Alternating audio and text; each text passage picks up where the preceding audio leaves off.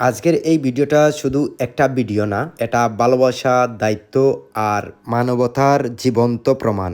আপনারা অনেকেই জানেন আমি আমার স্ত্রীর অসুস্থতা নিয়ে কিছুদিন থেকে খুবই ব্যস্ততার মধ্যে আছি।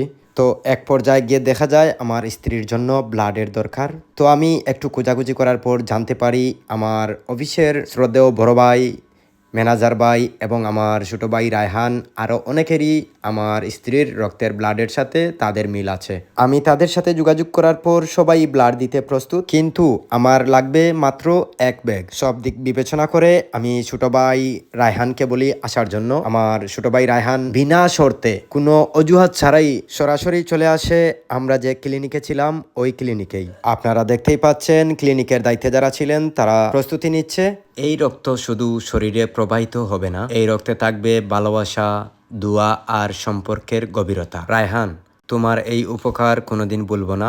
আল্লাহ তোমার জীবনে হাজার গুণ বেশি সুখ ও সফলতা দান করুন। সুস্বাস্থ্য, দীর্ঘ জীবন আর সম্মানের জন্য দোয়া রইল। জীবনে এমন কিছু মুহূর্ত আসে যখন বোঝা যায় রক্তের সম্পর্ক শুধু শরীরে না, মনে প্রাণেও গাঁথা থাকে। সবাই আমার স্ত্রীর জন্য দোয়া করবেন, আল্লাহ যেন তাকে দ্রুত সুস্থতা দান করেন। আজকে এই পর্যন্ত, সবাই ভালো থাকবেন, সুস্থ থাকবেন। আল্লাহ হাফেজ।